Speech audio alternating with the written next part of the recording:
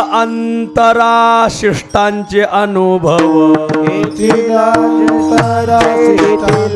अनुभव येथील अंतराशिष्टांचे अनुभव येथील शिष्टांचे अनुभव तळमळे जीव तया सुखा तळमळे जीव तया सुखा तळमळे जीव तया सुखा येथील अंतराशिष्टांचे अनुभव येथील शिष्टांचे अनुभव येथील अंतराशिष्टांचे अनुभव येथील शिष्टांचे अनुभव तळमळे जीव तया सुखा तळमळे जीव तया सुखा तळमळे जीव तया सुखा आता माझा जीव घेऊन या बळी आता माझा जीव घेऊन या बळी आता माझा जीव घेऊन या बळी आता माझा जीव घेऊन या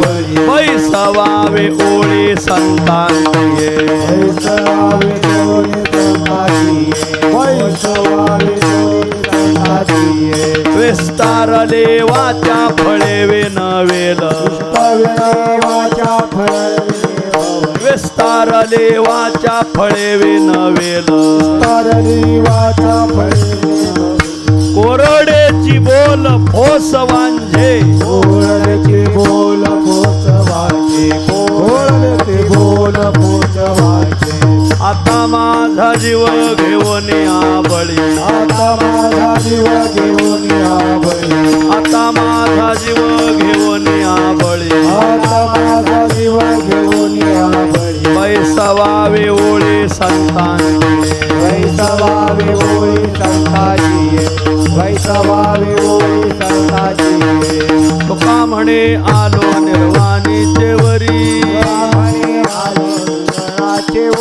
तुका म्हणे आलो निर्वाणीचे वरी म्हणे आलो निवारीचे वरी राहोने दि उरे नारायणा राहुल घोडे नारायण राहुल घोडे नारायण तुका म्हणे आलो निर्वाणीचे वरी म्हणे आलो निवारीचे वरी तुका म्हणे आलो निर्वाणीचे वरी म्हणे आलो निवारीचे वरी राहोने दि उरे नारायणा राहुल घोडे नारायण राहुल घोडे नारायण आता माझा जीव घेऊन या बळी आता माझा जीव घेऊन या बळी आता माझा जीव घेऊन या बळी आता माझा जीव घेऊन या बळी पैसवावे ओळी संतांची वैसवावे होई संताची वैसवावे होई संताची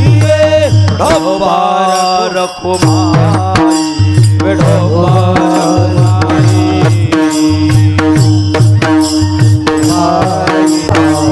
जय जय जय जय ढोबार कुमाई जय जय जय जय ढोबार कुमाई जय जय ढोबार जय जय जय ढोबार कुमाई जय जय जय जय ढोबार कुमाई जय जय ढोबार जय जय जय जय ढोबार कुमाई जय जय ढोबार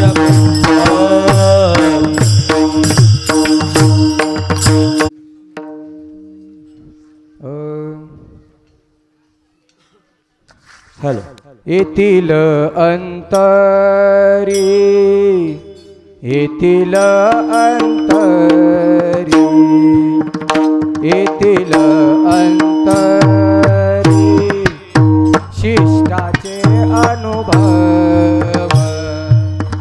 येथील अंतरी शिष्टाचे अनुभव येथील अंतरी शिष्टाचे अनुभव येथील अंतरी शिष्टाचे अनुभव येथील अंतरी शिष्टाचे अनुभव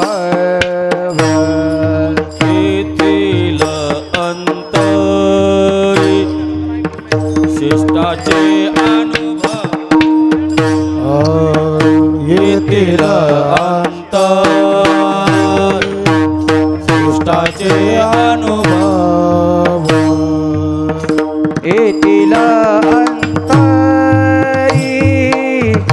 शिष्टाचे अनुभव तळमळी जीव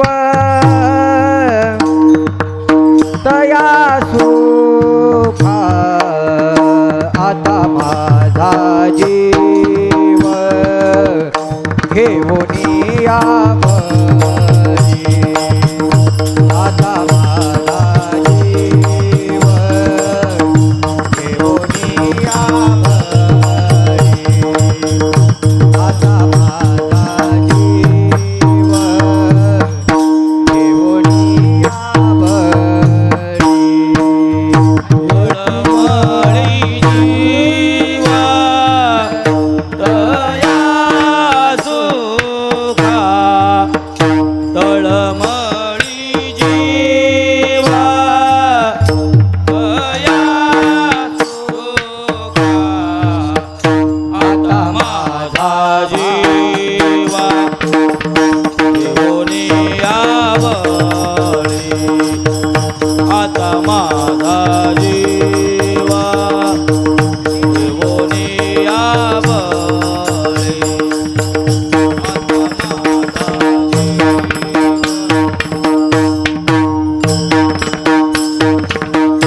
माझा येतील अंतरी शिष्टाचे अनुभव येतील अंतरी शिष्टाचे अनुभव येथील अंतरी शिष्टाचे अनुभव येथील अंतरी शिष्टाचे अनुभव तळमळी जीवा तया सुखा तळमळी जीव तळमळी जीव तया सुखा तळमळी जीव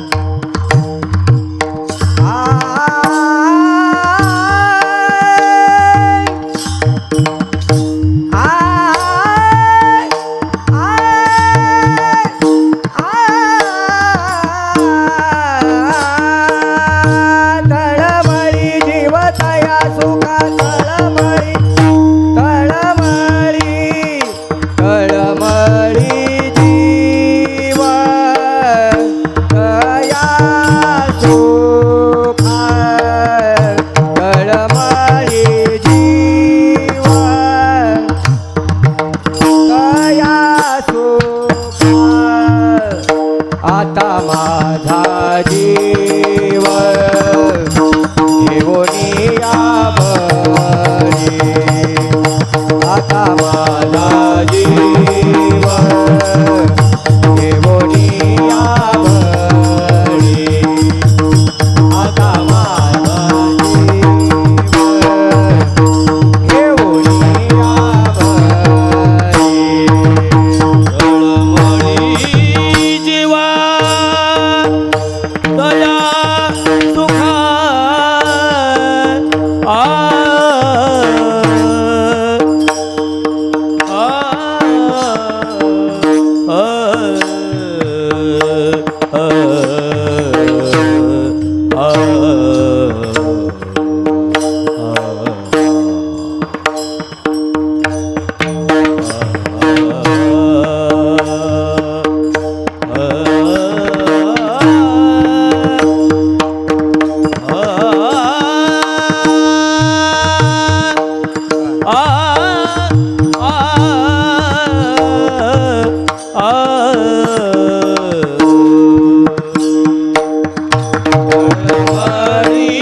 जीवा दया सुखा तळमळी जीवा दया सुखा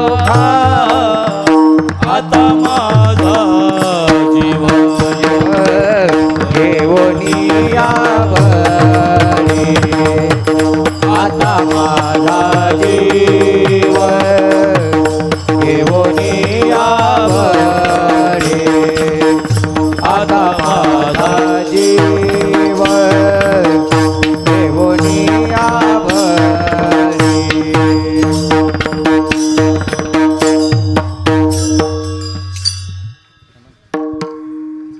आता माझा जीव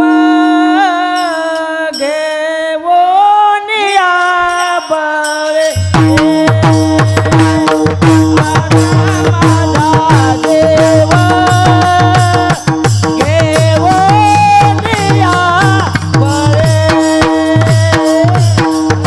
आता माझा जीव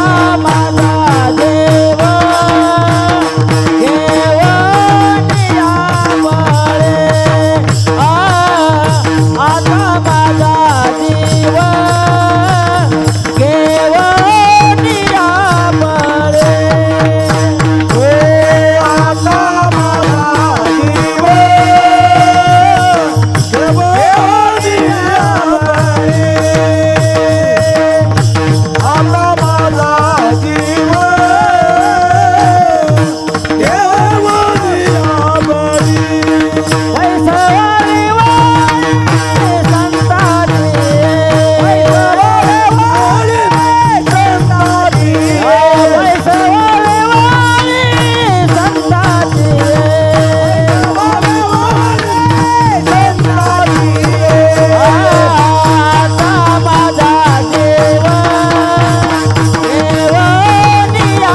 बरे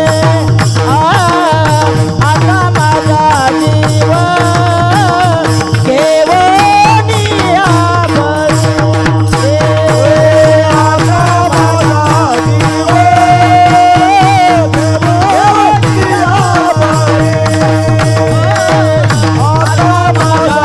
जीव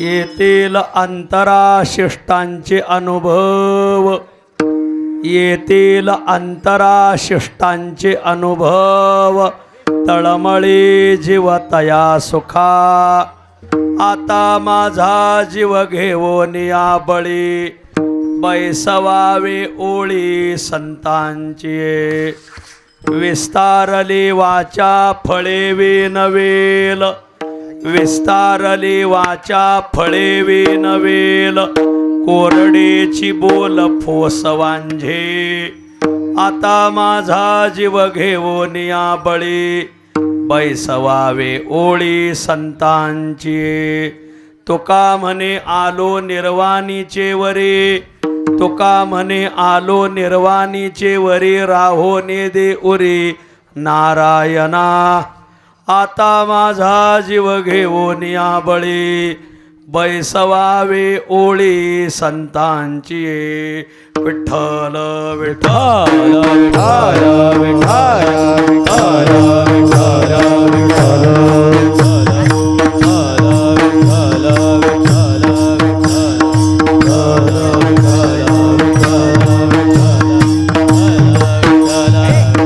अंतराशिष्टांचे अनुभव तळमळी जीव तया सुखा आता माझा जीव घेऊन या बळी बैसवावे ओळी संतांची तुका म्हणे नमो हरेची दासा तुका म्हणे नमो हरीची आदासा तुका म्हणे नमो हरेची दासा तुका म्हणे नमो हरीची आदासा येथे सर्व इच्छा पुरत से येथे सर्व इच्छा पुरत येथे सर्व इच्छा पुरत तुका म्हणे नमो हरेची दासा नमो हरीची आदासा तुका म्हणे नमो हरेची दासा नमो हरीची आदासा येथे सर्व इच्छा पुरत से येथे सर्व इच्छा पुरत येथे सर्व इच्छा पुरत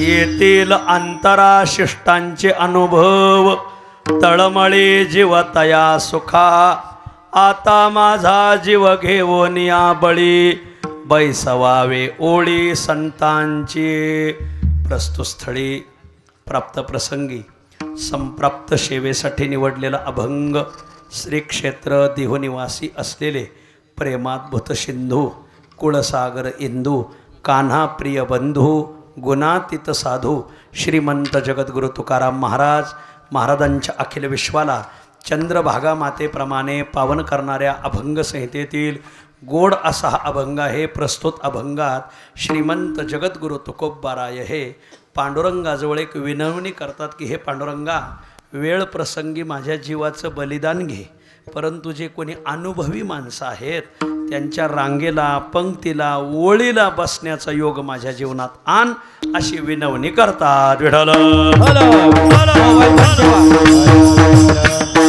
अभंगावर काही विवेचन करण्यापूर्वी दोन शब्दाचा अल्पसा परिहार देणं अत्यंत अगत्य आहे. पुण्यसलीला चंद्रभागा माईच्या प्रवाहाने, रुक्मिणी प्राणसंजीवन पंढरीनाथाच्या आगमनाने तथा चिरकाल वास्तव्याने श्री संत नामदेव महाराज, श्री संत पुंडलिकराय, श्री संत नरहरी महाराज, राका बंका वंका चोखोबाराय, संत जनाबाई आदी साधू संतांच्या लाखो कोट्यावधी वारकऱ्यांच्या पादस्पर्शाने पावन झालेला जिल्हा सोलापूर जिल्हा. या सोलापूर जिल्ह्यामध्ये शीर्षस्थानी परमार्थ करणारा तालुका माळशिरस तालुका आणि या माळशिरस तालुक्यामध्ये परमार्थ करणारी अनेक गावं, त्या अनेक गावापैकी जसं मसाल्याच्या पदार्थात चवदार मिरे तसं चवदार परमार्थ करणारं गाव मिरे गाव. आणि या मिरे गावामध्ये गेली अनेक वर्षापासून चालत आलेला जगद्गुरु तुकोबारायांचा जगद्गुरु तुकोबारायाच्याच घरातील श्री संत विठ्ठल महाराज देहोकर फड या फडाच्या पारंपरिकतेने नियमाने बांधलेला समस्त ग्रामस्थ मिरे तथा गावातील भजनी मंडळ यांचा वार्षिक अखंड हरिनाम सप्ताह. आणि या सप्ताहामध्ये माझ्या वाट्याला आलेली ही कीर्तनरूपी सेवा आणि या कीर्तनरूपी सेवेसाठी उपस्थित समस्त मिरे ग्रामस्थ, तालुक्यातून जिल्ह्यातून उपस्थित सर्व मातृवर्ग, पितृवर्ग, गुणीजन, गायक, वादक, कीर्तनकार, प्रवचनकार, राजकीय, पारमार्थिक, सामाजिक, शैक्षणिक सर्व स्तरावरील मंडळी अगत्याने उपस्थित आहेत. माझे ज्येष्ठ गुरुबंधू आदरणीय विवेकानंद महाराज टेंभुकर अगत्याने उपस्थित आहेत. गावामधील माझे ज्येष्ठ गुरुबंधू आदरणीय महारुद्र महाराज बाबर, आमचे या संत जनाबाई उत्सव समितीचे प्रमुख आदरणीय झोरळे आबा आणि आपण आदरणीय सनईकर महाराज आणि आपण सगळी मंडळी परिसरातील आपल्या चरणी मी साष्टांग अभिवादन करतो. मला आजची कीर्तन सेवा तशी उपरीची होती, 7 ते 9 कीर्तन, परंतु आदरणीय महारुद्र महाराजांनी सांगितलं की आमच्या गावाच्या भजनी मंडळाची इच्छा आहे, गावातल्या गावकारभाऱ्यांची इच्छा आहे की तुम्हाला एक सेवा द्यायची. पण म्हटलं आता मी तर 7 ते 9 घेतलेली, म्हटली मग आम्ही तासभर अगोदर करतो. 6 ते 8 इथं करा, 8 ते 10 तिथं जा, पण जायला अर्धा तास लागेल. असो, सकाळी मी तिकडं कर्नाटक बॉर्डरवर होतो, तिथून कीर्तन करून मग पंढरपूरला आलो. पण 2 दिवस झाले मी खूप आजारी का झालो त्याचं कारण, चालता चालता पाय माझा मागं पुढं झाला का काय कोण जाणे, मला करक भरली. बरं, करक अशी भरली जसं एखाद्याच्या मागं इडी लागा. अगदी तशीच बघा, इडी लागल्यावर काय दुःख असतं हे मला विचारून घ्या आता तुम्ही. असं ओढून धरलंय ना, मला काही विचारायचंच नाही. मग आज आदरणीय आमचे भागवत महाराज चौरे यांनी पंढरपुरात भोसले चौकामध्ये त्या सोनवणे डॉक्टरकडं 2 इंजेक्शन दिलेत मला, आणि मी गोळ्या खाऊन उभा राहिलोय. म्हणजे मी आज आजारी आहे, त्याच्यामुळं तुमची दुधावरली भूक तुम्हाला जरा ताकावरच भागावं लागेल. विठ्ठल विठ्ठल गावाला पुण्यस्थलीला भीमामाई आहे. भीमामाईच्या काठावर जेवढे महादेवाचे मंदिर आहेत, प्रसिद्ध महादेवाची मंदिर आहेत, ते हे भीमा महात्म्य प्रसिद्ध. तो हा सिद्धेश्वर अगाध, महायोगेश्वर निजबोध, अलंकापूर पाटणी. भीमा महात्म्य नावाचा ग्रंथ आहे, नामदेव महाराजाच्या गाथेत ज्या ग्रंथाचं वर्णन आहे ते हे भीमा महात्म्य प्रसिद्ध. त्या भीमा महात्म्य ग्रंथामध्ये ज्या चंद्रभागेच्या काठावर, भीमामाईच्या काठावर जेवढी प्राचीन शिवालयं वर्णिलेली आहेत, बहुतेक त्या अनेक प्राचीन शिवालयापैकी हे एक प्राचीन शिवालय असावं. जागृत महादेवाचं स्थान या गावात आहे. आता कर्मधर्म संयोगाने ते वर्णन मला आता शोधायला वेळ नाही, पण माझ्याकडं तो ग्रंथ आहे. कधी तुम्ही महाराज आले आळंदीत तर मी तुम्हाला तो ग्रंथ देतो, तुम्ही शोधा आणि सापडा. ह्या गावाचं वर्णन नक्की भीमा महात्म्यात सापडेल. बघा आपल्या गावचा इतिहास काय आहे हे जर तुम्हाला शोधायचं असेल तर भीमा महात्म्यात शोधावं लागेल. आता पुढल्या वेळेस मी जरा तयारी करून मी पुन्हा येईन. असो चला, मला माहीतच नव्हतं या गावात हा महादेवाचं मंदिर आहे म्हणून. या निमित्ताने अभंग गोड घेतलेला आहे. येतील अंतरा, थाप टाका, येतील अंतरा शिष्टांचे अनुभव, तळमळी जीव तया सुखा, आता माझा जीव घेऊन या बळी, बैसवावे ओळी संतांचे. या अभंगात जगद्गुरु तुकोबाराय, देवा जे कोणी अनुभवी ज्ञानी मंडळी आहेत यांच्या रांगेला, पंक्तीला, ओळीला बसण्याचा योग जरा माझ्या जीवनात आण, अशी विनवणी आजच्या अभंगात करतात. विठ्ठल मानवी जीवन जगत असताना तुम्ही कोणासंग बसावं, कोणासंग उठावं, कोणासंग राहावं, कोणासंग हिंडावं, याचा जरा ताळेबंद असला पाहिजे. ताळेबंद जीवन जगत असताना माणसाकडं ताळेबंद असणं खूपच गरजेचं आहे. आज गावगाव माणसं ज्ञानी आहेत, हुशार आहेत, बुद्धिमान आहेत, चलाक आहेत, डोकेबाज आहेत, वाद नाही. खूप बुद्धिमान आहेत, खूप हुशार आहेत, खूप ज्ञानी आहेत, खूप चलाक आहेत. फक्त घोटाळा एक आहे. काय घोटाळा आहे? जरा ताळेबंद हुकलेला तुम्हाला दिसून येईल. काय सांगताय? हो हो, मी माझ्या मतावर ठाम आहे, माणसाचा ताळेबंद हुकलेला आहे. माणसं बुद्धिमान नाहीत असं मला म्हणायचं नाही, माणसं चलाक नाहीत असं मला म्हणायचं नाही, माणसं हुशार नाहीत असं मला म्हणायचं नाही. खूप हुशार, खूप बुद्धिमान, खूप डोकेबाज आहेत. किती डोकेबाज? काल एक जण मला हार घालायला आला आणि मग त्याने मला हार घातला, बुक्का लावला आणि बुक्क्याचं काळं बोट कुठं पुसाव, माझ्याच नेहरूला पुसून निघून गेला. माणसं हुशार नाहीत, हुशार आहेत, बुद्धिमान आहेत, चलाक आहेत, डोकेबाज आहेत. काहींच्या 3-3 पिढ्या हुशारीत गेल्यात. अख्ख्या गावाला विचारा, त्यांचा आजा हुशार होता, त्याचं पोर हुशार, त्याचा नातू हुशार. काय काय असे 3-3 पिढ्या आपल्या पंढरपुरात तुम्ही सद्गुरू धोंडा महाराजांची पिढी पहा. धोंडा महाराज, भानू महाराज, चैतन्य महाराज, सगळी सुज्ञ मंडळी. आमच्या टेंभुकर महाराजाचं बघा, सगळी घराण्यात सगळी सुज्ञ मंडळी, अशी हुशार चलाक डोकेबाज माणसं अशी पिढून पार काही घरात येत महाराज. काही काहीच्या 3-3 पिढ्या हुशारीत गेल्या. पोरं हुशार, बाप हुशार, आजी हुशार. ही पोरं खूप हुशार आहेत. स्वबदार, मोबाईल मधलं तुम्हाला जेवढं कळत नाही तेवढं या पोरांना कळत आहे. काय म्हणणं याच्यावर तुमचं, बोला. हा, एकदम बरोबर आहे. असं आपली चूक बी कबूल केली पाहिजे महाराज. असं आहे, आपल्याला त्या स्क्रीन टच मोबाईल मधलं काही कळत नाही. पोरं खूप हुशार महाराज. इतकी हुशार पोरं आहे तर गावात एका पोराने हॉटेल टाकलं आणि हॉटेल एक बोर्ड लिहिला, काय, खुशाल जेवा, बिल तुमच्या नातवाकडून वसूल करू. खुशाल जेवा, बिल तुमच्या नातवाकडून वसूल करू. अख्खं मिरेगाव म्हणलं काय कार्ट बावळट हे, अरे लगीनच होतंय का नाही, आणि पुन्हा पोरं कधी व्हायची, आणि पुन्हा नातू कधी व्हायचे, आणि ते बिल कधी भरायचे. मग चला म्हणले जेवायला, आणि मग काय फुकटच जेवायचं, कधी नातू भरीन तेव्हा भरीन, पाहू आपलं काय असेल ते. आणि मग फुकटचं गावलं, बापल्याक धावलं, आणि मग सगळं गाव जेवायला जायचं. वर्ग हुशार होतं. जेवण झालं का प्रत्येकाच्या टेबलवर तो 500-500 रुपये बिल मांडायचा. जेवणारे लोक म्हणजे आम्ही भरणार नाही. का भरणार नाही? पाठी कशाला लिहिली, खुशाल जेव्हा बिल नातवाकडून वसूल करू, आमच्या नातवाला मागा. वर्ग म्हणायचं तुम्ही जेवलेत हे त्याचं बिलच नाही, मग तुमचे आजोबा जेवले होते हे त्याचं बिल आहे. नातवाने भरायचं नाही, मग कोणी भरायचं म्हणले. वा वा, काय पोर हुशार असेल महाराज. पोरं हुशार, त्यांचे बाप हुशार. त्याच गावात सप्तान त्याच्याच बापाने पंगत घेतली ना. आम्ही सगळी भजनी मंडळ, विवेक महाराज, आम्ही गेलो जेवायला. जेवायला गेल्यावर त्याचा बाप सनईकर महाराज नुसता जेव घालीत नव्हता, टिळा लावून जेव घालायचा प्रत्येकाला. मी म्हणलं सनईकर महाराज खूपच माणूस भाविक हे, प्रत्येकाला टिळा लावून जेव घालतोय. गावातल्या माणसाने सांगितलं हा भाविक नाही चलाक हे. कस काय? कोण कोण जेवून गेलंय तो खुना करू राहिलाय म्हणले महाराज. त्याला म्हणायचं हुशार पिढ्या जन्मल्यात आज गावगाव. पोरं हुशार, बाप हुशार, आजे हुशार. 3-3 पिढ्या हुशारीत गेल्यात काहींच्या महाराज. आजोबा हुशार. त्याच्या आजोबाने त्या नातवाला बोललेलं, का रे तू लगीन करणार का नाही? नातू मला करणार. मुलगी पाहिली का नाही? म्हणजे पाहिली काय? पटावली. हा पटावली म्हणजे मग काय आडवं आहे? म्हणजे त्या मुलीच्या बापाने एक अडचण घातली, एक आडवं घातलंय. म्हणजे काय? म्हणजे मुलगी देतो पण वऱ्हाडात एक सुद्धा पिकल्या केसाचं येता कामा नाही. आता बाबा तुमच्या मी इथून तिथूनच पिकल्या तर ते सांगाव कोणाला. पोरीच्या बापाने एक आट घातली, लगीन होईल, पोरगी देऊ, पण पिकल्या केसाचं वऱ्हाडात येता कामा नाही. म्हातारा म्हणला मी 2दा पॉझिटिव्ह होऊन निगेटिव्ह झालोय, फक्त तुझं लगीन पाहायला, आणि तू मला वऱ्हाडात येऊन नाही देणार. लग्न तर पोरगा म्हणला हा ना लग्न मोडतंय. आजोबा म्हणला लग्न मोडणार नाही, होणार. कस काय? मी तुझ्या लग्नाला येणार. नातू म्हणला लगीन मोडणार. म्हातारा म्हणला उगं पिकलो नाही, तुझं जुळूनच आणणार.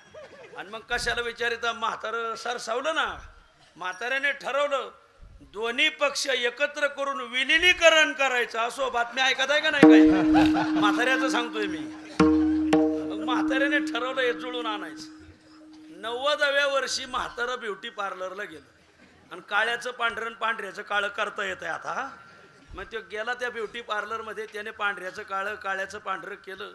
लग्नाचा दिवस ठरला, मुहूर्त ठरला, लगीन घटकाजवळ आली. पोरी काढली, अशी 50 माणसं मंडपाच्या पुढे उभी होती. एकही पिकल्या केसाचा आत सोडायचं नाही म्हणले. मांडवात येऊनच द्यायची नाही. पिकलेल्या केसाची वायरी तुटलेले, शॉर्ट सर्किट झालेले, देव गळालेले, फ्यूज गळाले उडालेले, डीपी जळालेले, आख फाउंडेशन हलत आहे, एकही आत नाही जाऊन दिलं महाराज. पण ते म्हातारं कसं पांढऱ्याचं काळं केलं होतं, आणि ते आत गेलं, पण त्याला वाटलं दातवर तोंडात नाहीत दात. उगं म्हातारं म्हणलं लगीन मोडून ते मागं बसलं. लगीन लावलं. मुलीचा हात मुलाच्या हातात द्यायचा, त्याला शास्त्रात पाणीग्रहण विधी म्हणतात. मुलीचा हात मुलाच्या हातात द्यायचा. मुलीच्या बापाने आजूक एक आठ घातली. काय जावई पोरगी देतो पण आजूक एक आठ. म्हणजे आता कोणती आठ? एकही पिकल्या केसाचं आलं नाही, ते मान्य झालं, पण आजूक एक आठ. काय? आमच्या गावची नदी दुधाने वाहून दाखवायची, मग पोरगी घेऊन जायची, नाही तर नीट निघायचं. त्याला पोरगी द्यायचीच नव्हती. तू दुधाने वाहून दाखवून मग घेऊन जा.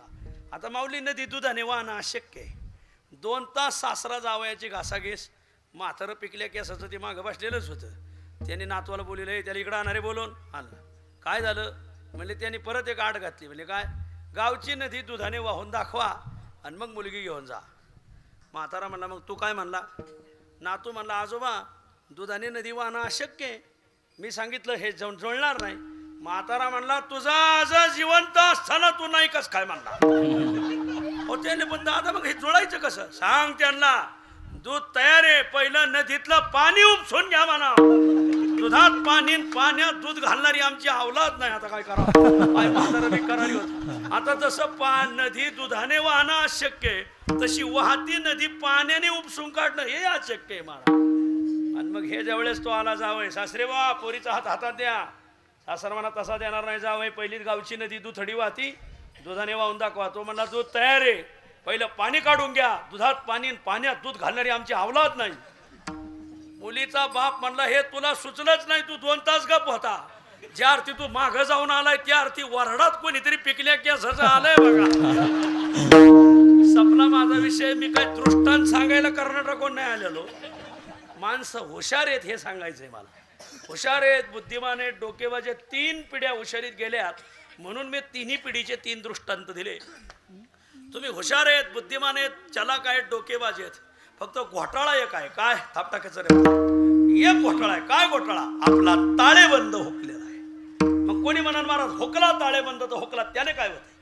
तर त्याचा धोका तुकाराम महाराज सांगतात. तो का म्हणे ताळा नाही त्याची अवकळा, नाही त्याची अवकळा, नाही त्याची अवकळा. तुका म्हणे ताळा नाही त्याची अवकळा, नाही त्याची अवकळा, नाही त्याची अवकळा. तुका म्हणे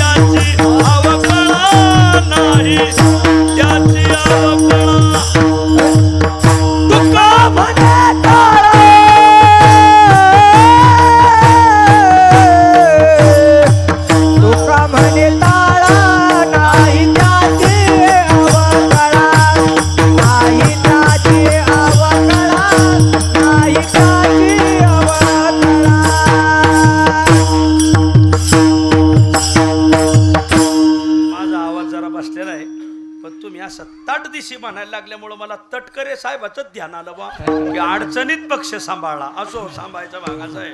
आणि म्हणून तो का म्हणे ताळा नाही त्याची अवकळा. एवढं प्रमाण या शिवरात्रीच्या सप्त्यातून घरी घेऊन जा. या प्रमाणाचे 2 अर्थ आमचे गुरुजी, वैद्य गुरुजी, तुम्ही विवेक महाराजाला विचारा. आमचे वैद्य गुरुजी व्याकरणात खूप निष्णात होते. ते म्हणजे या चरणाचे 2 अर्थ आहेत. अगोदर नाही शब्दापाशी थांबायचं. तो का म्हणे ताळा नाही, ज्याच्या वागण्याला ताळा नाही त्याची अवकाळा, याची अवकाळा होती. आता ताळा शब्दापाशी थांबा. तो का म्हणे ताळा, ज्याच्या वागण्याला ताळा आहे, नाही त्याची अवकाळा, त्याची मात्र अवकाळा होत नाही. आमचे वैद्य गुरुजी या चरणाचे 2 अर्थ सांगायचे. जीवन जगत असताना ताळेबंद असणं गरजेचं. मग आता तुम्ही म्हणाल महाराज जीवन जगत असताना ताळेबंद असावा, मग कसा असावा सांगा तुम्ही. तर जीवन जगत असताना ताळेबंद आमचे गुरुजी श्री गुरु निवृत्ती महाराज वक्ते सांगायचे. मला वाटतं या गावात त्यांनी कीर्तनं केलेली आहेत, या भागात आलेले आहेत. ते निवृत्ती व वक्ते जीवन जगण्याचा ताळेबंद सांगायचे. जीवन जगण्याचा ताळेबंद आहे का? सगळ्याच्या कामाचा, इथं कोण्या जातीचे असो, कोण्या भागाचे असो, कोण्या संप्रदायाचे असो, नाही तर कोण्या पक्षाचे असो, सगळ्याच्या कामाचा ताळेबंद आहे. जीवन जगत असताना काही गोष्टी जीवनात एकदाच करा. जीवन जगत असताना काही गोष्टी दरवर्षी करा. जीवन जगत असताना काही गोष्टी दर 3 वर्षानंतर करा. आणि जीवन जगत असताना काही गोष्टी दररोज करा. विठ्ठल विठ्ठल विठ्ठल विठ्ठल विठ्ठल. जीवनाचा ताळेबंद आहे का? जीवन जगत असताना काही गोष्टी एकदाच करायच्या. जीवन जगत असताना काही गोष्टी दर 3 वर्षानंतर करायच्या. जीवन जगत असताना काही गोष्टी दरवर्षी करायच्या आणि जीवन जगत असताना काही गोष्टी दररोज करायच्या. हा आहे जीवनाचा ताळेबंद. तुम्हाला आता प्रश्न असा पडला असेल, जीवनात एकदाच करायची अशी गोष्ट कोणती, दर 3 वर्षानंतर करायची अशी गोष्ट कोणती, दरवर्षी करायची अशी गोष्ट कोणती, आणि ती दररोज करायची, हे नाही करायचं दररोज करायची ती गोष्ट कोणती. तर एका श्लोकात आमचे गुरुजी सांगायचे, एकम विवाहम त्रैवार्षिकम कुंभम देवक्षेत्रम प्रतिवर्षम गमनम व्यायाम अभ्यास दानम संगष्टनम कुर्वंतो नित्या कल्याणकांक्षिणा. ज्याला आपल्या जीवनामध्ये कल्याण करायचंय ना, त्याने एवढा ताळेबंद ऐका माऊली, कामाचा आहे हो. जीवन जगताना काही गोष्टी एकदाच करायच्या, काही गोष्टी 3 वर्षाने, काही गोष्टी दररोज, काही गोष्टी दरवर्षी, काही गोष्टी दररोज. एक गोष्ट अशी जीवनात एकदाच करायची, काय, एकम विवाहम. जीवनात लग्न एकदाच करायचं. त्या जुन्या काळात गडी निभार होते आणि ते पाटील राहायचे, वाड्यावरले राहायचे. कोणी म्हणलं तर ते माहिती, बाई वाड्यावर या, असं ते तवा जुळत होतं. आता जुळणार नाही, म्हणून आता लग्न एकदाच करायचं. एकम विवाहम, दुसरे न करावी बाई, भंड फजिती होईल, बोभाट वेसदारा जाईल, तुका म्हणे दोन्ही जवळीच लाभहानी, एका पुरुषा दोघी नारी पाप वसे त्याचे. अहो एकीनीच गळालेत आणि दुसरीच्या कुठं नादी लागायला निघाले. जसं डबल बटन दाबलं का मतदान बाद होतो, तसं डबल लगीन केलं का गडी बाद झाला म्हणून त्याचा बाजारच उठला म्हणायचा माझा. वा, जीवनात एकदाच करायचं ते म्हणजे लग्न. एकीनीच गळालेत आणि दुसरीच्या कुठं नादी लागले. काय एकीने वैतागलेत तुम्हाला खरं सांगू, आज कोर्टात सगळ्यात जास्त केसेस नवरा बायकोच्या. तुम्ही कोणत्या जिल्हा कोर्टात जा, सगळ्यात जास्त केसेस नवरा बायकोच्या. इतके बायकोला वैतागलेत लोक. आता काय सांगाव महाराज. एक जण बायकोला इतका वैतागला, ती इतकी ताप द्यायची वैतागून त्यांनी सासऱ्याला फोन लावला आणि मुळू रडू लागला. सासरा म्हणला, जावई का रडा. सासरा जावई म्हणला, सासरे वा, जे फळ तुम्ही माझ्या पदरात टाकलंय ते कडू निघालं म्हणून रडतोय. हे जावयाचं रडणं ऐकल्यावर तिकडून सासरा धाय मोकलून रडायला लागला. जावई रडायचाच बंद झाला. जावई म्हणला, सासरे बा तुम्हाला काय जा रडा. सासरा म्हणला, जावई जे कडू फळ तुम्ही चाखीत आहे त्याचा हक्क झाडच माझ्या घरात आहे, मानून घ्या. पण तो धाय मोकलून रडायचा, बहुतेक त्याचं आडनाव धायगुड्या असा. सपला माझा विषय. याला म्हणायचं गडी बायांना लय वैतागलेत. हे बरे आपण करते काही गडी बायांना लयच वैतागलेत. पेपरला बातमी आली, शनी शिंगणापूरच्या चौथाऱ्यावर महिलांना प्रवेश पहिला नव्हता. शनी शिंगणापूर जे आमच्या नगर जिल्ह्यात आहे, तिथं बायांना प्रवेश नव्हता. पण आता आंदोलन झालं आणि ते सुरू झाला. बाईला असा आनंद झाला. वाचलं का पेपरला बातमी काय आली? तो ना काय आली, शनी शिंगणापूरच्या चौथऱ्यावर महिलांना प्रवेश. तो म्हणा दाखव. पण पेपर वाचला, त्याने डोळे पुसायला सुरुवात झाली त्याची. बाई म्हणजे काय झालं? तो म्हणला, कळण त्या शनीला बी आता 7:30 कशाला म्हणतात ते म्हणजे गडी बायांना किती वैतागलेत. वर बघा, खाली काय पाहताय, वर बघा ना. तुम्हाला वाटतं आमच्याच अनुभवाचा विषय चाललाय बा. गडी बायांना लईच वैतागलेत महाराज. म्हणून एकम विवाहम, जीवनात लग्न एकदा करा. एकम विवाहम त्रैवार्षिकम कुंभम. कुंभस्नान हे 3 वर्षानंतर येतं. भारतात 4 ठिकाणी कुंभ भरतो, नाशिक, प्रयाग, उज्जैन आणि हरिद्वार. हे दर 3 वर्षातून म्हणतो. यावर्षी जो येणार आहे 28-29 आपल्या नाशिकला आहे. 3 वर्षातून यावं. तुकाराम महाराजांनी त्याला पर्वणी म्हटलेलं आहे. आली शिवस्त पर्वणी, पुढचं नका म्हणू, पण पर्वणी आहे. शिवस्त पर्वणी आहे. शिवस्त कुठं भरतो? जिथं जिथं समुद्र मंथनाच्या वेळी अमृत सांडलंय तिथं भरतो. 4 ठिकाणी अमृत सांडलंय. म्हणून तिथं जर स्नान केलं तर अमृताचं स्नान केल्याचं पुण्य लागतं. जो कुंभमेळ्यात स्नान करतो त्याचं आयुष्य वाढतं, आरोग्य बी वाढतं. माझं कंबर दुखायला लागले, मला जावंच लागेल आंघोळीला, असो संपला माझा विषय. जीवनात काही गोष्टी एकदा करा, लग्न. जीवनात काही गोष्टी 3 वर्षानंतर करा, कुंभस्नान. जीवनात काही गोष्टी दरवर्षी करा. काय हो? देवक्षेत्रम प्रतिवर्षम गमनम. देवाची वारी दरवर्षी करा, प्रतिवर्षी उपासक यात्रे येती सनकादिक. यात्रे येती सनकादिक. यात्रे येती सनकादिक. प्रतिवर्षी उपासक यात्रे येती सनकादिक. काशी येते सनकादिक. काशी येते सनकादिक. प्रतिवर्षी उपासक यात्रे येती सनकादिक. यात्रे येती सनकादिक. प्रतिवर्षी उपासक यात्रे येती सनकादिक. प्रतिवर्षी उपासना येते सनकादिक. येते सनकादिक. येते सनकादिक. प्रतिवर्षी उपासक यात्रे येते सनकादिक. दरवर्षी देवाची वारी करावी. देवक्षेत्रम प्रतिवर्षम गमनम. पंढरीरायाची वारी तुम्हाला तर लय जवळ आहे हो, पण कधी कधी हिरी जवळचाच वाफक वाढणार. कधी कधी जवळचीच माणसं जात नाहीत महाराज. असं आहे, गेलं पाहिजे. त्याला टावर खालीच रेंज नाही असं म्हणायचा. लांबून लांबून माणसं येतात. जपानची एक माऊली 35 वर्षापूर्वी एक जपानची बाई आळंदीला माऊलीच्या सोहळ्यात दाखल झाली. तिने एकच वारी केली माऊली, ती परत जपानला गेली नाही हो. 35 वर्ष झाली ती बाई आळंदीत राहती. ब्रह्मचारी बाई आहे. आमच्या आळंदीतले सगळे फकीर महात्मे तिला भेटायला जातात महाराज. काय माऊली महाराज अनवाणी चलती सोहळ्यात.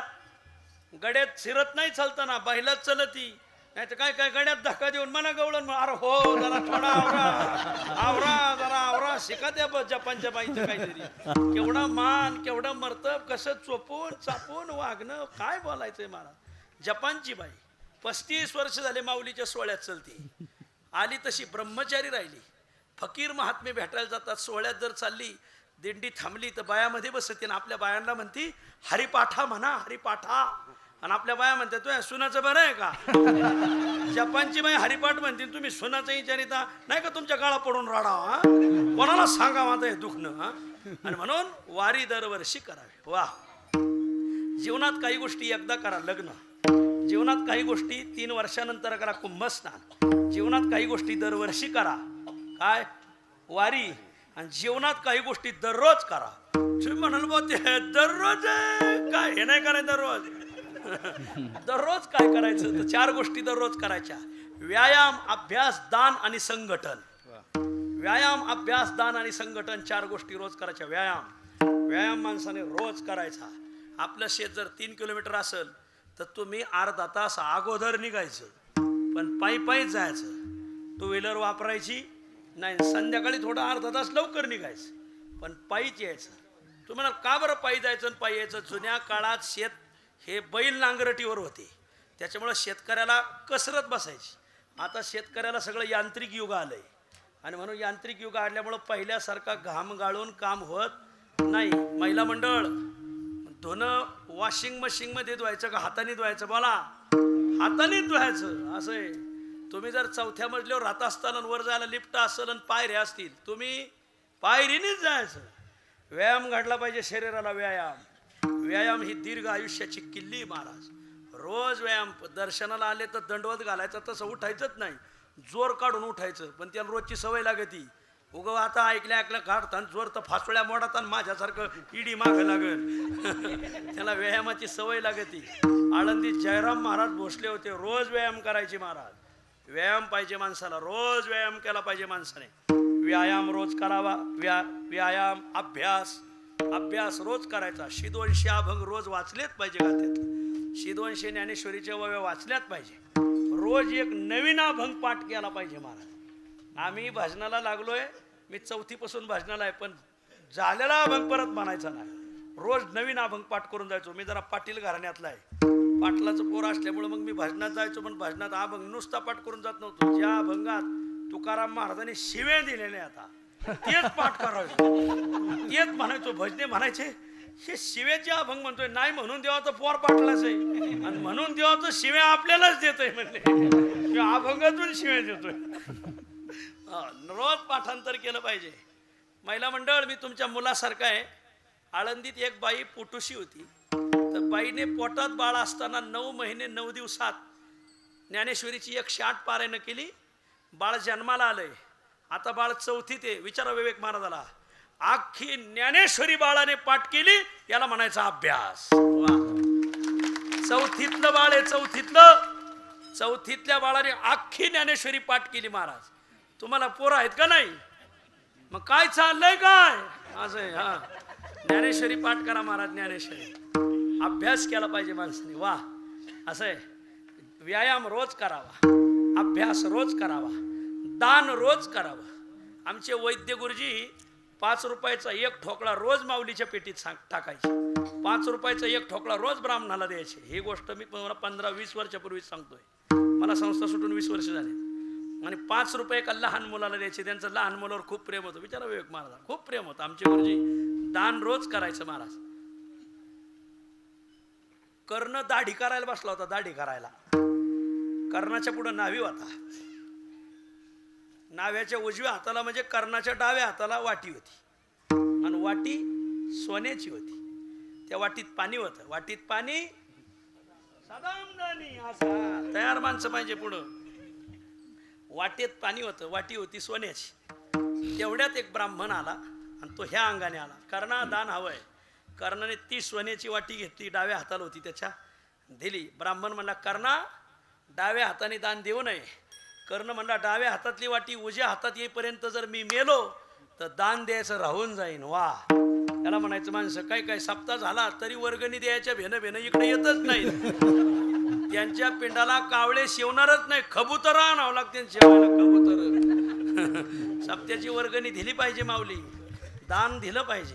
गृहस्थी माणसाने दान द्यावं. जगात सगळ्या बस स्टॉपवर तुम्हाला सगळ्या जातीची माणसं सापडतील, पण शीख समाजाची माणसं तुम्हाला कोणत्या टोल नाक्यावर सापडणार नाहीत. कोणत्याच बस स्टॉपवर पैसे मागताना तुम्हाला शीख समाजाची माणसं आणि मारवाडी समाजाची, या 2 समाजाची माणसं तुम्हाला कोणत्या टोल नाक्यावर कोणत्या बस स्टॉपवर सापडून द्या, कधीच नाही. कारण का, ज्ञानोबराय म्हणतात, दानशील पुरुष वेचकपणेची संचाक. शीख आणि मारवाडी हे 2 समाज दान खूप करतात. आपल्याला 2 हात आहेत, त्या बाबाला 1000 हात आहेत. आपण 2 हाताने दिलं का तो 1000 हाताने देतो, असं आहे. आणि म्हणून माझी विनंती की माणसाने दान करावं. दान माणसाने रोज करावं. अभ्यास माणसाने रोज करावा. व्यायाम माणसाने रोज करावा. आणि संघटन माणसाने रोज करावं. संघटन म्हणजे काय? रोज 4 चौघात बसावं, रोज समाजात बसावं, समाजात फिरावं, समाजात असावं. कायम माणसात बसत जायचं. महाराज काही लोक म्हणतात पाठ्याच्या गावात कोणी नादी लागत नाही. गाव म्हणतं कुठं कुत्र्याच्या नादी लागत. माणसाला माणसाची सवय पाहिजे. महाराज असे तुम्ही जिथं जाता तिथं माणसं गोळा झाली पाहिजे. तुम्हाला माणसं जोडायची कला पाहिजे. महाराज फुलं कोणत्या जातीची असू द्या, जास्वंदीची, जाईची, जुईची, चाफ्याची, पण आमचा माळी बाबा एका धाग्यात ववतो. तसं अनेक तऱ्हेची माणसं एका प्रेमरूपी धाग्यात ववणारा माणूस पाहिजे. महाराज वा, माणसं जोडायची एक कला आहे. माणसं जोडता आली पाहिजे. महाराज संघटन करा. संघटन 4 चौघात बसा, समाजात मिसाळा. तुम्हाला त्यांनी होईल काय, तुमची किंमत वाढत. सगळ्यात पहिला फायदा, जो 4 चौघात मिळून मिसळून जुळून बिळून राहतो ना, त्याला किंमत राहते. काल शिवरात्र झाली. शिवरात्रीला गावात फळं जास्त विकली जातील म्हणून एका फळ दुकानदाराने जळगावून केळी विकत आणली. मग आणली, 3 दिवस झाले आणली. आणलेली काही केळं जळगावून आणत असताना घडाची तुटली. तुटलेली केळं पाटीत ठेवली आणि घडाचे केळं होते ना, फणीचे केळं त्याने दुकानाला बांधली. शिवरात्र उजेडली, घरोघरी स्नान झाले. अरे आज शिवरात्र आहे म्हणले हो. मग उपवास आहे म्हणले हो. मग 3 टाइम साबुदाणा कसा खायचा म्हणले मग. काही फळं आले तर बघा. हो म्हणले कालच आपल्या दुकानदारांनी जळगावून केळं आणलेत, आणावर डझन डझन अख्खं गाव गेलं केळं घ्यायला महाराज. आणि गेल्यावर त्याला विचार का हो केळी काय भाव? ते म्हणले घडाचे केळं 50 रुपये डझन, पाटीतले केळं 20 रुपये डझन. म्हणजे दोन्ही केळं जळगावचेच आहेत ना? म्हणजे हो घडाचे बी जळगावचेच आहेत आणि पाटीतले जळगावचे.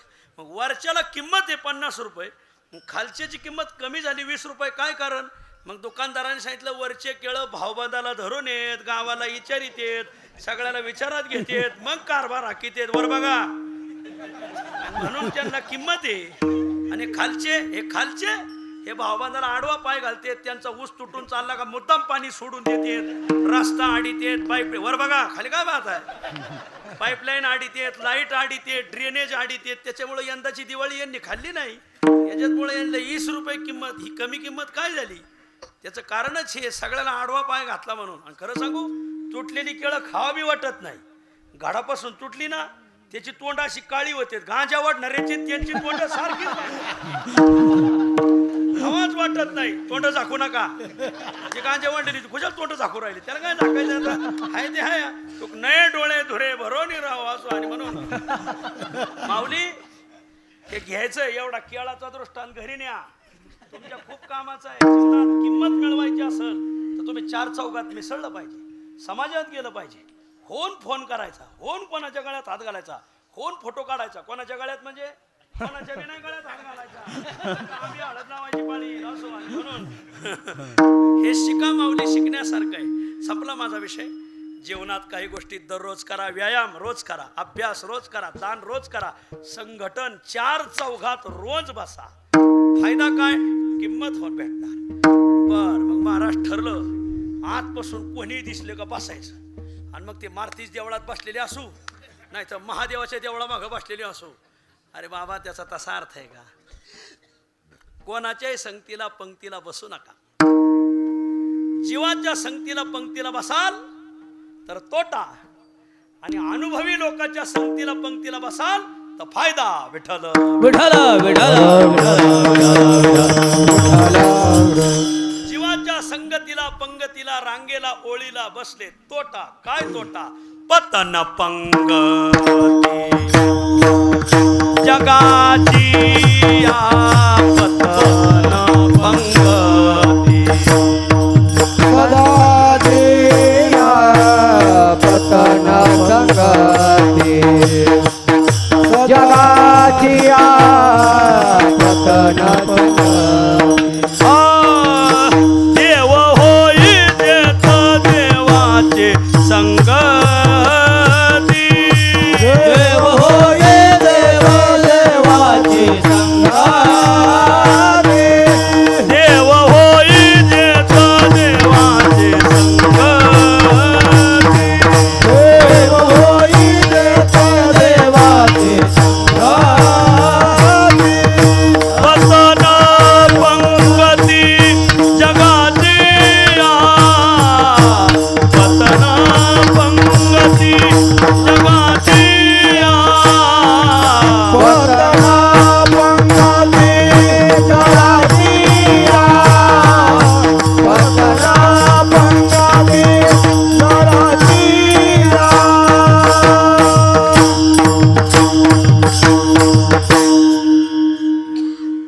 नदीचं पाणी वाफ्याचं, नदीचं पाणी पाटाचं पाणी जर ऊसाच्या वाफ्याला गेलं, जर त्या पाण्याने ऊसाची संगती केली तर रसात गोडवा येतो, पाण्याला गोडवा येतो. तेच पाणी जर फुलं झाडाला गेलं आणि त्याने फुलं झाडाची संगती केली तर पाण्याला सुगंध येतो. आणि तेच पाणी जर मिरचीच्या झाडाला गेलं तर पाण्यात तिखटपणा येतो, लिंबाच्या झाडाला गेलं तर कडूपणा येतो, आणि गांजाच्या का झाडाला गेलं आपल्याचं नादात. पाण्याने ठरवायचं की कोणाच्या संगतीत राहायचं. कळालं का दृष्टांत? तसं जीवन हे पाण्यासारखं आहे. तुम्ही चुकीच्या लोकांची संगती केली तर तुमचं पतन होणार. पतन पंगती जगाची या. मग कोणाच्या पंक्तीला बसावं, कोणाच्या रांगेला बसावं, कोणाच्या ओळीला बसावं, तर त्याचा खुलासा करतात. संताच्या पंक्तीला बसावं, संताच्या रांगेला बसावं, संताच्या ओळीला बसावं. फळ काय? ब्रह्मरस करू भोजन पंगती संताची संगती सर्व काळ. ज्ञानोबा राय निवृत्तीनाथाच्या पंक्तीला बसले, ब्रह्मरसाला प्राप्त झाले. जगद्गुरु तुकोबाराय बाबाजी चैतन्यांच्या पंक्तीला बसले, आनंदाला प्राप्त झाले. निळोबाराय तुकोबारायच्या पंक्तीला बसले, आनंद प्राप्त झाला. म्हणून आपल्याही जीवनात संताच्या पंक्तीला बसलं पाहिजे. मग कोणी म्हणाल आम्हाला बसायचंय, तसं बसता येत नाही. तिथं बसायचं असेल तर काही त्याग लागतो. एसटीत बसायचं असेल तर तिकीट काढावंच लागतं. बिन तिकिटाचा प्रवास काही कामाचा नाही. एसटीत बसायचं म्हणजे तिकीट काढायचंच, दवाखान्यात गोळी औषध घ्यायची म्हणजे डॉक्टरपाशी जायचंच, त्यागाशिवाय नाही. तसं संताच्या पंक्तीला बसायचं असेल तर थोडा त्याग लागल. मग तुकाराम महाराज म्हणतात, देवा त्याग, वेळ प्रसंगी माझ्या जीवाचं बलिदान घे, पण त्यांच्या पंक्तीला बसव. आता माझा जीव घेऊन या बळी. हाच विषय आजच्या अभंगात. बैसवावे ओळी संतांची, कोणाच्या पंक्तीला बसावं. मग कोणाच्या बसावं कोणाच्या बसू नये असं आपण ताळेबंद पाहत आलो. संताच्या पंक्तीला बसावं. बैसवावे ओळी संतांची, संतांच्या ओळीला, संताच्या पंक्तीला, संताच्या रांगेला बसावं. तसं बसता येत नाही, तिथं त्याग करावा लागतो. तुकाराम महाराज म्हणतात, वेळ प्रसंगी माझ्या जीवाचं बलिदान घे. आता माझा जीव घेऊन या बळी. स्वातंत्र्य मिळवायचं असेल बलिदान द्यावं लागतं, देव मिळवायचं असेल बलिदान द्यावं लागतं, आणि संताव जवळ जायचं असेल तर वेळ प्रसंगी बलिदानाची तयारी ठेवायची. विठ्ठल स्वातंत्र्य तसं भेटत नाही. भगतसिंग, राजगुरू सुखदेव यांना विचारा, तुका म्हणे बळी देता ते निधान, भिकेसाठी कोण राज्य देतो. भीक मागून राज्य भेटलं नाही, स्वातंत्र्य मिळवण्यासाठी बलिदान द्यावं लागलं. देव मिळवण्यासाठी न करवे त्याग जीवाचा या नाश, नारायण त्यास अंतरला. म्हणून तुका म्हणे बळी जीव दिला पाया तळी. वेळ प्रसंगी जीवाचं बलिदान द्यावं लागतं. तसं संताच्या पंक्तीला तसं बसता येत नाही. तुका म्हणे हेची करावे मिराशी, बळी संतापाशी द्यावा जीव. म्हणून आता माझा जीव घेऊन या बळी. असं फिट प्रमाण बसलं का खूप आनंद वाटतो. आता माझा जीव घेऊन या बळी, बैसवावे ओळी संतांची. ठीक आहे, पण ते संत कोण? ते टीव्ही वरले स्वामी, बापू, आम्हा, गुरु, मावल्या, मामा, दादा, बाबा, ते तिहार जेलमध्ये सध्या. ते नाही, इथं संत कोण? अनुभवी. त्याला अनुभव पाहिजे. महाराज तुकाराम महाराज सांगतात, येतील अंतरा शिष्टांचे अनुभव. अंतरा किंवा अंतरी दोन्ही पाठीत. अंतर शब्दाचा अर्थ अंतकरण. माझ्या अंतकरणात त्या अनुभवी लोकांचे अनुभव यावे. येतील अंतरा शिष्टांचे अनुभव. शिष्ट कोणाला म्हणायचं? ज्ञानेश्वरीत एक ओवी, महावनी पापिये नग्न केली विपाये, ते नेसल्या विन न पाहे शिष्टू जायचा. अशी जगात व्याख्या सापडायची नाही. कोणातरी दुराचार्याने एखाद्या माऊलीवर अत्याचार केला आणि वनात विवस्त्र करून सोडली, आणि जसा एखादा महात्मा तिथून जावा आणि त्याने त्या माऊलीला पाहावं, मग आपल्या अंगावरलं उपरणं तिच्या अंगावर टाकावं आणि मग म्हणावं, माई तुला कोण्या घरी सोडायचं, मी सोडून येतो. याला म्हणायचं शिष्ट. महावनी पापिये नग्न केले विपाये, ते नेसल्या विन न पाहे शिष्टू जायचा. दुसऱ्या माऊलीकडं पाहणारच नाही. याला म्हणायचं शिष्ट. हा, नाही तर काही दुकानात जातात. तुम्ही बसलेत होय दुकानात, आज बाईसाहेब नाही दिसत, तुला काय आंबी हळद लावायची का? अरे आपणा लागी काम वाण्या घरी गुळ, त्याचे अतिकुळ काय की जे तुला पळणे काय, त्याचं वाढीव बांधकाम करतो कशाला? अशी काही माणसं आहेत. आणि म्हणून नेसल्या विना न पाहे शिष्टू जायचा. तसा हा शिष्टू महात्मा. मग या माणसाचे अनुभव आमच्या जीवनात आले पाहिजे. त्याच्यासाठी माझा जीव तळमळतोय. आता म्हणून येथील अंतरा शिष्टांचे अनुभव. बर, तळमळे जीवतया सुखा, त्या सुखासाठी माझा जीव तळमळतोय. हे सुख मला भेटावं. हे सुख कोणतं? त्या शिष्ट महात्म्यांना दोन प्रकारचं सुख लाभलेलं असतं. एक आहे निर्गुणाचं आणि एक आहे सगुणाचं. स्वय सुखाचे झाले अनुभव, एक एकेपाशी सांगतील भाव, अवघ्या अवघा हा कैसा नवलाव, सर्व साक्षी तेथेचे त्यांचा जीव, आपणाशी करीती नवल. हो, याला माहिती सगुणाचे आणि निर्गुणाचे अनुभव ज्यांना आलेत असं त्यांचं ते सुखाचं संक्रमण माझ्या अंतकरणात व्हावं हीच भावना. येथील अंतराशिष्टांचे अनुभव तळमळे जीवतया सुखा. आणि म्हणून आता माझा जीव घेऊन या बळी बैसवावे ओळे संतांची. महाराज तुम्हाला त्यांचं अनुभवाचं संक्रमण अंतकरणात व्हावं वाटतं, ठीक आहे. पण मग तुम्ही एवढं गोड बोलताय, तुम्हाला अनुभव नाही का? तुकाराम महाराज म्हणतात काही माणसं बोलतात गोड पण त्यांना अनुभव नसतोय. बास तेच माझं झालंय. विस्तारली वाचा, माझ्या बोलण्याचा विस्तार झालाय पण फळे विन वेल. जसं वेल खूप चांगला आहे पण फळच नाही लागलं, आंबर वेल फळच नाही. बर कोरडेची बोल, माझं बोलणं कोरडं आहे. फोस फोलकट आहे. वांजे आहे. म्हणून आता माझा जीव घेऊन या बळी बैसवावे ओळे संताची. आणि जर का देवा तुम्हाला बसवलं नाही तुका म्हणे आलो निर्वाणीचे वरी. मीही निर्वाण मांडले. मग बर राहोने देवरी नारायणा. उरी म्हणजे खैर. देवा तू जर मला त्यांच्या ओळीला बसवलं नाही तर तुझे खैर ठोणार नाही. मला तिथं बसवावंच लागल. मला जर तिथं बसवलं नाही तर 50 आमदार घेऊन नो भेटी नो गाठी थेट गुवाहाटी असं. हा इथं तिथं भेटणारच नाही मग. तुझी गाठ नाही भेट नाही काहीच नाही मग. हो राहो ने देवरी नारायणा. देवा तुझी खैर ठोणार नाही. तुला खैरे पाटलाकडेच घेऊन जाईल. आता माझा जीव घेऊन या बळी बैसवावे ओळे संतांची. सांगा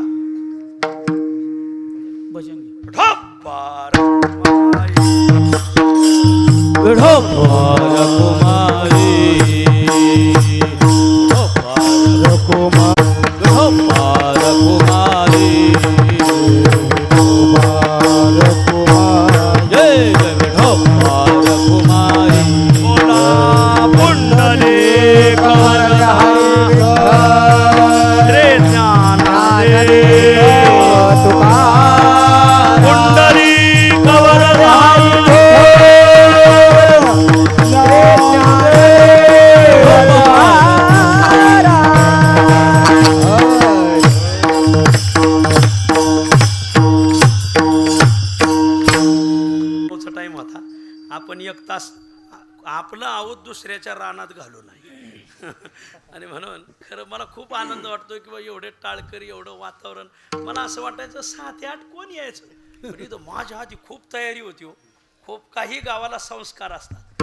काही गावचा सप्ताह असा नियोजनबद्ध असतो आणि काही गावाचं नियोजनच बद्ध असतंय. मला खूप आनंद वाटला. पुढले मी पुन्हा येईन नक्की येईल परत. असो आज आवरायचंय तुम्हाला.